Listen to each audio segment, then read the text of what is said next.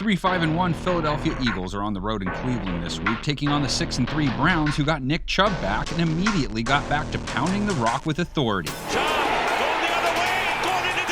Chubb took some time to warm up after being out a few weeks, but he still broke the 100-yard barrier when he broke off a 59-yard run that he purposely didn't score on. He does it, and he may go all the way. You know what he did right there? He said, look, I'm not even taking a chance.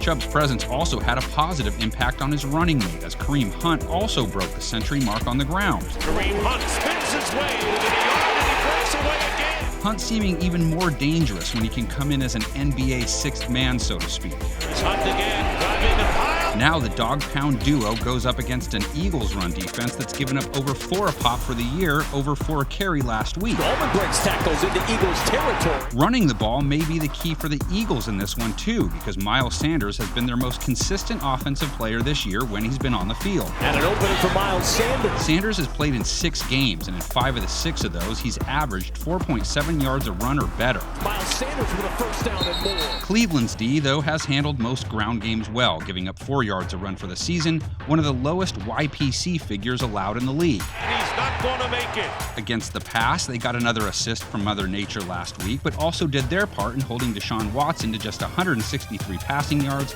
and just 5.4 yards per attempt. In the end zone, incomplete. For the year, their numbers against the pass haven't been that good, but they are starting to trend in the right direction. In 3 of their last 4 games, they've held teams under 200 yards passing. To the end zone, buried up in the air, and it's picked to the end zone. Their real strength on D, though, is their splash plays. 2 more sacks last week, another half of one going to Myles Garrett. It's Myles Garrett. Boy, he takes the cues well, doesn't he? And even though they didn't come up with any takeaways last week, they have 14 for the season, which is one of the highest takeaway figures in the league. It's picked, intercepted.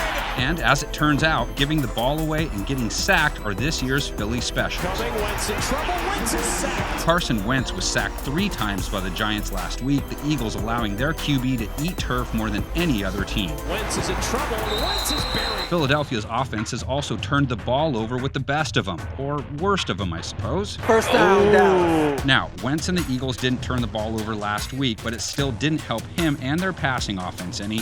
Just 208 yards passing, just 5.6 an attempt, no scores, a rating under 75 again. Wentz to the sideline, deflected away, and turnover on down. Wentz's counterpart in this one knows the feeling, though. The Browns may have won the game against the Texans, but it was another dud for Baker Mayfield. And Mayfield, down he goes. You can look at this a couple ways. Mayfield has had back-to-back games playing in miserable conditions, so his stats and performances in his last 2 games are just a reflection of the weather. It's off his hands. Or you can look at it as Mayfield now has 9 games under his belt, and he's thrown for over 220 yards in just 2 games. Mayfield floating into a lot of traffic. Philadelphia's pass D is somewhat like its run D, which is to say it's been solid, just not spectacular. Daniel Jones off play action, incomplete. Philly's pass rush numbers, though, are in elite territory. 3 more sacks last week, the Eagles not having any trouble getting home against the QB. Now the pocket collapses. The Browns, though, only allowed Baker to get sacked once last week, and he's been one of the least sacked QBs in 2020. Mayfield does just that to the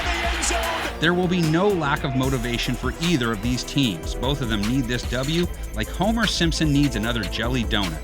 Hey, he's a cartoon. Maybe jelly donuts are good for him. Who knows? But I do know analysis and predictions are good for the comments section, and I know our predictions are good for the graphic on the bottom of the screen. So let's have them. Don't. Boston Scott on first down. There's a crease, and Boston Scott with some speed. Down the sideline, trying to